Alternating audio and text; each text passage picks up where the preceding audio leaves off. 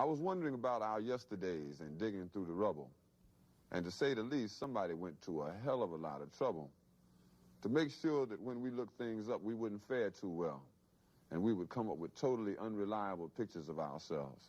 But I've compiled what few facts I could, such as they are, to see if we could find out a little bit of something, and this is what I got so far.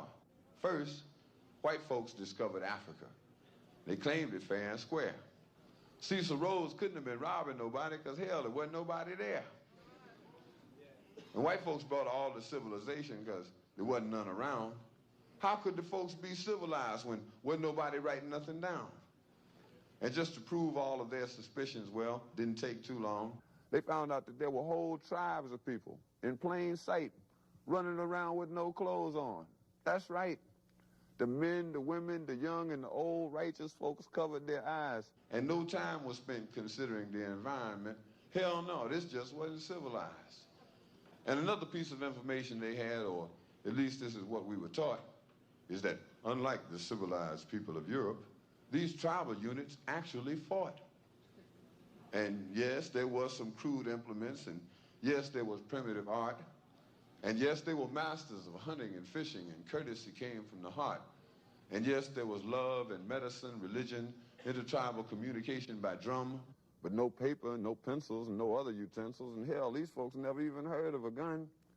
And this is why the colonies came, to stabilize the land, because the dark continent had copper and gold, and the discoverers had themselves a plan. They would discover all the places with promise. You didn't need no titles and deeds. Then they would appoint people to make everything legal, to sanction the trickery and greed.